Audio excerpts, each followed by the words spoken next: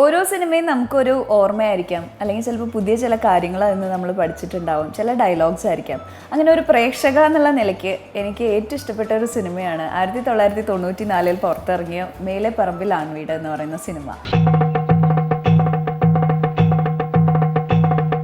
ഞാൻ ആദ്യമായിട്ട് ശാന്തി മുഹൂർത്തം എന്ന് പറയുന്ന വാക്ക് പഠിച്ചത് ഈ സിനിമയിൽ നിന്നാണ്. അതുപോലെ ആ പാട്ട് വെള്ളിത്തിങ്കൾ പൊങ്ങിണ്ണം എന്ന് തുടങ്ങുന്ന പാട്ട്, അതുപോലെ ജഗതി ചേട്ടൻ്റെ എന്താ പറയുക, ഒന്നിനും നമുക്ക് താരതമ്യം ചെയ്യാൻ പറ്റാത്ത രീതിയിലുള്ള ഡയലോഗ്സ്. അച്ഛ പാണ്ട്, അതുപോലെ വേലക്കാരിയായിരുന്നാലും നീയൻ മോഹവല്ലി, ഇങ്ങനെ ഒരുപാട് നല്ല നല്ല മുഹൂർത്തങ്ങളും നല്ല തമാശയും ഒരു തമിഴ് കൾച്ചർ എല്ലാം നമുക്ക് മനസ്സിലാക്കി തന്ന സിനിമ.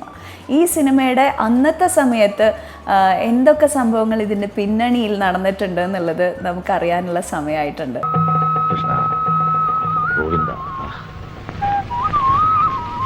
ഓം നമോ ഭഗവതേ വാസുദേവായ. നല്ല വാസനയുണ്ട്. ശരിക്കും ഗിരീഷ് പുത്തഞ്ചേരിയുടെയാണ് അതിൻ്റെ ഒരു ത്രെഡ് എന്ന് പറയുന്നത്. ഗുഡ് നൈറ്റ് ഫിലിംസ് ഇത് വേറെ ആരെയോ വെച്ച് സിനിമ ആക്കാൻ വേണ്ടി ഗിരീഷിൻ്റെ കയ്യിൽ നിന്ന് റൈറ്റ്സ് മേടിച്ച് വെച്ചിരുന്നതാണ്. അപ്പോഴാണ് എന്നോട് ജയറാം പറയുന്നത് ഇങ്ങനെ ഒരു സബ്ജക്റ്റ് ഉണ്ട്, അതൊന്ന് കേട്ട് നോക്കാൻ. അങ്ങനെ ഞാൻ ഗുഡ് നൈറ്റിൻ്റെ ഓഫീസിൽ ചെന്നിട്ട് ഇത് എടുത്ത് വായിച്ച് നോക്കി. ഒരു 4 പേജിൽ അടങ്ങുന്നൊരു ചെറിയ ചുരുക്കം. പക്ഷേ എനിക്കതിനകത്ത് ആ കണ്ടൻറ്റ് ഭയങ്കരമായിട്ട് ഇഷ്ടപ്പെട്ടു. ഞാനതിനെ ഒന്ന് സ്വന്തമായിട്ട് ആലോചിച്ചൊരു 15 പേജാക്കി വളർത്തി. അപ്പോൾ ആ സമയത്ത് മാണി സി കാപ്പരമറ്റൊരു പടത്തിൻ്റെ ഒരു പരിപാടി ഉണ്ടായിരുന്നു. അപ്പോൾ അദ്ദേഹത്തിനോട് ഞാൻ പറയും ഇങ്ങനൊരു സബ്ജക്റ്റ് വന്നിട്ടുണ്ട്, അതൊന്ന് കേട്ട് നോക്കണം എന്ന് പറഞ്ഞു. അപ്പോൾ അദ്ദേഹം വന്നപ്പോൾ ഞാൻ ഈ ഡെവലപ്പ് ചെയ്ത വെർഷൻ പുള്ളിയെന്ന് പറഞ്ഞ് കേൾപ്പിച്ചു. അപ്പോൾ എൻ്റെ അടുത്ത് പറഞ്ഞു ഇത് നമ്മൾ സിനിമയാക്കുന്നു, രാജസേനന് ഇഷ്ടപ്പെട്ട നടൻ, നടി, ടെക്നീഷ്യൻസ് എല്ലാം സ്വന്തമായിട്ട് തീരുമാനിച്ചിട്ടുണ്ടോ അത്, കാരണം കഥ എനിക്കിഷ്ടപ്പെട്ടു. അപ്പോൾ ഞാൻ പറഞ്ഞു അങ്ങനെയാണെങ്കിൽ നമുക്ക് രഘുനാഥ് പലേരിയെ കൊണ്ട് ഇത് എഴുതിപ്പിക്കാം. അപ്പോൾ അദ്ദേഹം കൊല്ലത്തുണ്ട്, അപ്പോൾ കൊല്ലത്തൊരു സ്ക്രിപ്റ്റ് ചെയ്തുകൊണ്ടിരിക്കുക. അപ്പോൾ ഉടനെ പുള്ളി പറഞ്ഞെങ്കിൽ നമുക്ക് അങ്ങോട്ട് പോകാം. അപ്പോൾ ഗിരീഷ് വയ്ക്കും ഉണ്ടായിരുന്നു കൂടെ. അങ്ങനെ ഞങ്ങൾ അവിടെ ചെന്ന് രഘുവിനോട് ഈ കഥയുടെ ഒരു ചുരുക്കം പറഞ്ഞു. രഘുവിന് വളരെ ഇഷ്ടപ്പെട്ടു. അപ്പോൾ അവിടെ ഇരുന്നുകൊണ്ട് തന്നെ ഞാൻ ജയറാമിനെ വിളിച്ച കാര്യം പറഞ്ഞു, ഇങ്ങനെ ഒരു സംഭവമുണ്ട്. അപ്പോൾ ജയറാം പറഞ്ഞു ഇങ്ങനെ ഗുഡ് നൈറ്റിലാണ് അതിൻ്റെ റൈറ്റ്സ്. ഞാൻ പറഞ്ഞു അവിടെ തന്നെയാണ് ഞാൻ വായിച്ചതും.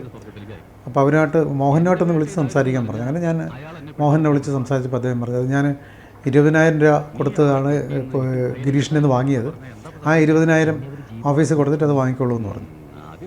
അങ്ങനെ 20,000 രൂപ കൊണ്ട് കൊടുത്ത് ആ ഗിരീഷിൻ്റെ കൈപ്പടയിലുള്ള ആ കണ്ടൻറ്റ് വാങ്ങിയിട്ടാണ് നമ്മളത് വർക്ക് ചെയ്യുന്നത്. സ്വന്തം ഭാര്യയെ തന്നെ ചേട്ടന്മാരും അമ്മാവനും ഒക്കെ ഇങ്ങനെ ലൈനടിക്കാൻ ശ്രമിക്കുക, അവളുടെ അടുത്തുനിന്ന് വർത്തമാനം പറയാൻ ശ്രമിക്കുക, അത് കണ്ട് നിശബ്ദനായി നോക്കി നിൽക്കേണ്ട ഒരു ഭർത്താവിൻ്റെ അവസ്ഥ, അടുത്തടുത്ത മുറികളിൽ കിടന്നാലും ഒന്ന് കാണാനോ ഒന്ന് അടുത്തിരിക്കാനോ ഒന്ന് തൊടാനോ പോലും അവകാശമില്ലാത്തൊരവസ്ഥ.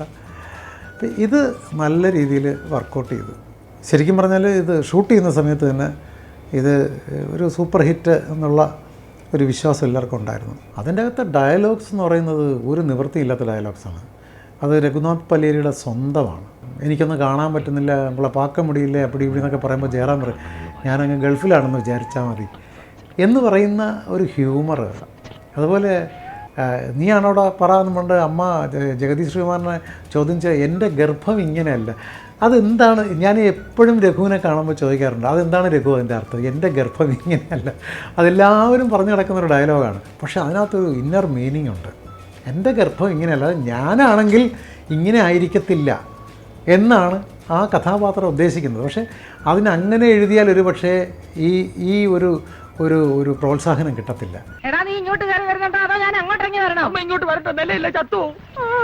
നീ ഇറങ്ങി വരുന്നുണ്ടോ അതോ ഞാൻ ഇറങ്ങി വീഴ്ത്തണോ? കഥ ആലോചിച്ച സമയം മുതൽ മനസ്സിൽ ശോഭനയാണ്. കാരണം എന്ന് വെച്ചാൽ കണ്ണുകൾക്കൊരു പ്രാധാന്യമുള്ള മനോഹരമായ കണ്ണുകളുള്ള ഒരു ആർട്ടിസ്റ്റ് ആയിരിക്കണം എന്നുള്ള നിർബന്ധമാണ്. കാരണം അതിനകത്ത് അധികം വർത്തമാനം പറയാത്തത് കൊണ്ട് കണ്ണുകൾ കൊണ്ടായിരിക്കണം എക്സ്പ്രഷൻസ് കൺവേ ചെയ്യേണ്ടത്. പ്രത്യേകിച്ച് ജയറാമും ശോഭനയും തമ്മിലുള്ള സീക്വൻസിലൊക്കെ കണ്ണുകളാണ് കഥ പറയുന്നത്.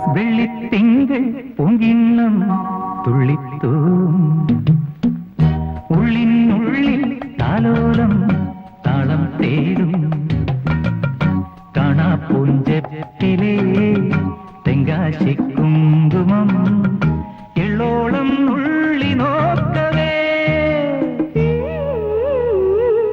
അതായത് ശോഭന ഗർഭിണിയായതിനു ശേഷം മീന ചേച്ചി ചോദിക്കുന്നൊരു ഡയലോഗുണ്ട്, ഇനി അവൾ നിങ്ങളുടെ പേരെങ്ങാനും പറഞ്ഞാലോ എന്ന് ചോദിക്കുന്നൊരു, അപ്പോൾ അദ്ദേഹം പൊട്ടിത്തെറിക്കുന്നൊരു സംഭവമുണ്ട്. അപ്പോൾ അത് പ്രസാദ് സാറ് കോമഡി ആയിട്ടാണ് അഭിനയിച്ചത്. അപ്പോൾ ഞാൻ പറഞ്ഞു, സാർ അത് അങ്ങനെയല്ല, സാറ് സീരിയസ് ആയിട്ട് ഭയങ്കരമായിട്ട് ഷൗട്ട് ചെയ്യണം ഭാര്യയെ. കാരണം സാർ അത്രയും ഭയങ്കര ഒരു സാത്വികനായിട്ട് ജീവിക്കുന്ന ഒരാളാണ്. ആ ആളുടെ മേലെ അവിടെ ജോലിക്കാരിയായിട്ട് നിൽക്കുന്ന ഒരു പെണ്ണിൻ്റെ ഗർഭം ആരോപിക്കുക എന്ന് പറഞ്ഞാൽ സാറിന് സഹിക്കത്തില്ല, സാറ് പൊട്ടിത്തെറിക്കണം എന്ന് പറഞ്ഞു.